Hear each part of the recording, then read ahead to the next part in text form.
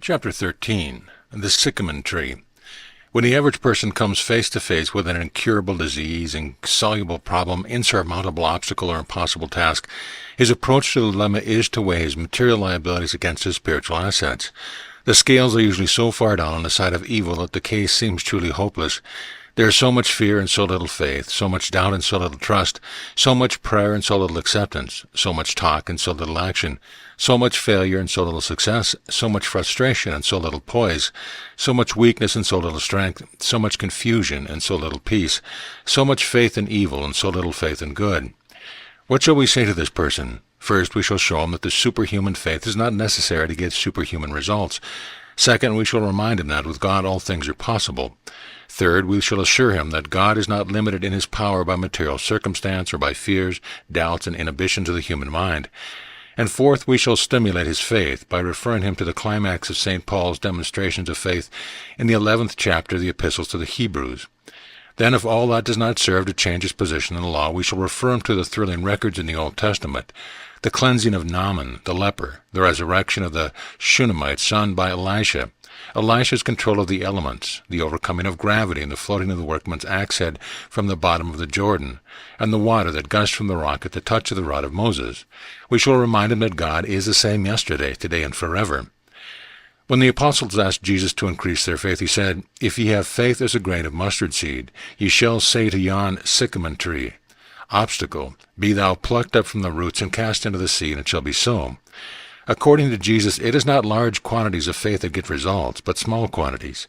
A mustard seed does not symbolize quantity but quality. The 3 drops of oil and the handful of meal are negligible to the conscious mind. To the subconscious, they are an earthquake.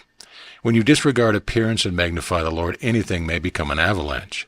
But the miracles are not yet accomplished in the human mind. They come by the way of God and not by man.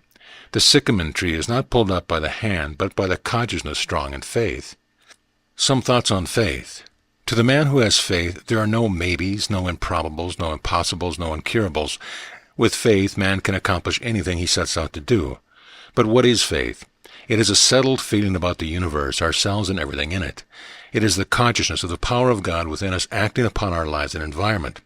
When we have faith in something, we do not merely believe in that thing mentally, but we enter into the spirit of it. We establish connection with it, so to speak, and bring it into our experience. The source of real faith is found in God. God is to us what we are to Him. God's response to us is always in direct ratio to our faith in Him. To as many as believed, to them gave He power. Believed in what? In the responsive spirit to prayers and treatment, in a manifestation of whatever we have accepted in our thoughts. If there is an unqualified agreement with the idea we wish to demonstrate, a complete mental acceptance, and a deep conviction that our desires will be fulfilled, there can be no question as to the result. There is nothing that faith cannot and will not do. The promises in the Bible concerning faith are all inclusive. To succeed in any undertaking, we must be on the Lord's side, employ the law in the right direction. And to be on the Lord's side, moving with our desire, we must have faith. Jesus did not advocate faith in person, place, or things, but faith in God. Have faith in God was His clear command, expressed in many ways. According to your faith be it done unto you. Thy faith has made thee whole. The prayer of faith shall save the sick. This is the victory that overcometh the world, even our faith. When we have faith to know that our prayers are answered even before they are said, we share in the power of God, and all things work together for our good. When we have more faith in the power of good than we have in the power of evil, we are always on the winning side. Nothing can prevent our accomplishing what we set out to do. If we think, live, and act in faith, our problem will be solved no matter what it is. We can surmount any obstacle, overcome any difficulty, improve any condition, change any circumstance, or reach any goal through faith. Exercising your faith. The 3 steps in changing a bad condition into a good one are these. 1. Determine exactly what you want. 2. Change your thought out of the bad condition you wish to expunge and into the good condition you wish to realize. 3. Exercise your faith in the direction of your good. It may be necessary to say to yourself 100 times a day, I have faith.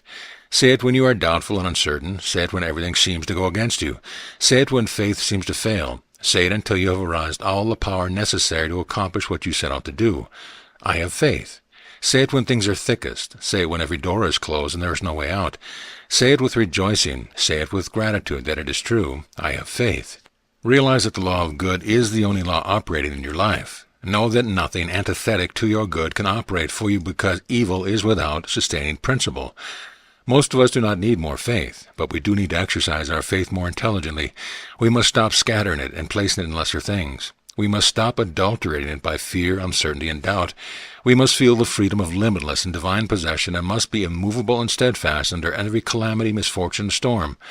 Though he slay me, yet will I trust in him. Yea, though I walk through the valley of the shadow of death, I will fear no evil, for thou art with me. We must tell ourselves often that all that the Father hath is mine, and enter into the soul of the statement. We must believe it, accept the power implied in the words, and claim the all as our own. In the midst of turmoil, one may think that he is lacking in faith and may waver in his expression of faith, yet deep within him there is an abiding faith in God that cannot be shaken by outer circumstance or appearance. It is impossible for us not to have faith, for through faith we live. Every moment in which we live is a testimony to our faith. If my faith with good seems to fail, I shall not become discouraged or give up. I will affirm the presence of faith until I have sufficient for my needs. I shall believe where I cannot see. I shall trust where I cannot hear. If I am on the wrong path or have made a wrong decision, God will set me right. I have faith. I have faith in God and faith in myself. I have faith in the power within me to bring back what I desire. I have faith in faith. I have faith in my idea, and I know that the indwelling power is now molding the formless substance to the pattern in my mind. I infuse my idea with faith, and know that it will provide me with the good things which I am seeking to realize. Through this inherent, unconquerable mustard seed of faith in the desire of God to manifest only good for his children, anyone can talk himself into peace, harmony, and happiness. The conversation he holds with his inner man must be keyed to the purpose of integrating the two selves for good, and must be spoken in a spirit of expectancy and confidence. The fig tree, and Peter calling to remembrance, saith unto him, Master, behold, the fig tree which thou cursed is withered away. And Jesus answering saith unto him, Have faith in God. For verily I say unto you, that whosoever shall say unto this mountain, Be thou removed, and be thou cast into the sea, and shall not doubt in his heart, but shall believe that these things which he saith shall come to pass, he shall have whatsoever he saith. Therefore I say unto you, what things soever you desire when you pray, believe that you receive them, and ye shall have them. This is the very source, center, and essence of faith. Believe that you receive them, and you shall have them. It is also the most important phase of spiritual practice. All things are yours. All things are now in instant manifestation. Everything is already here, and you are part of it, and it is part of you. Consequently, you must assume that your prayers are answered even before they are voiced. Believe that you have already received what you have asked for, and you shall have it. It is the law of prayer and the sine qua non of the spiritual achievement. Jesus did not say that God would act for you as a result of your prayer, but he said over and over that everything you desire is already established. God is not Santa Claus handing out gifts to good children and withholding them from the bad. God is spirit, and he gives to all alike. According to your faith be it unto you. If you would receive an answer to your prayer, you must answer it yourself through your faith. In other words, you must clear a path to his presence and act upon that which awaits your consciousness, or your acceptance of it. If you would receive from God, you must accept what has already been given. You must consciously know, trust, feel, and act with God. St. Paul said that faith is the substance of things hoped for, the evidence of things not seen. What more can you possibly conceive or ask? We bring the object of our desire to form by the conscious recognition that God's presence is acting omnipotently in us in all our affairs. God is omniscient, knows our needs before we ask him. God is omnipresent, active in the present. God is omnipotent, able to do anything that needs to be done. God knows. God is here. God can. Then why are we so barren of results? Because we have submerged this mighty power in a welter of contradictions, limitations, inhibitions, and denials. The fig tree was a planted tree whose purpose was to bear fruit. It not only had a place of special privilege on the sunny slope, but it had the same care and the same possibilities as the other fig trees. The same earth, sun, and moisture nourished it, but it bore no fruit. Why should it live? It was not only useless, its fruitlessness invited disaster. It was barren because it was not living up to its responsibility. It was not moving with the forces of nature. Since it could not bear fruit, it had to be cut down.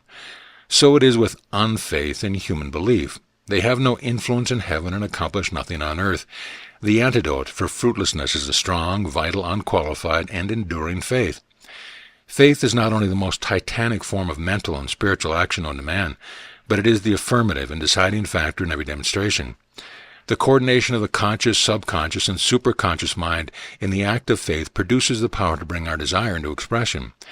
When faith takes possession of one's whole mind, it acts upon every need, circumstance, and condition in his life. The consciousness that operates in a constant effort to adjust, correct, purify, and heal every adverse condition, and to establish a habitual state of harmony.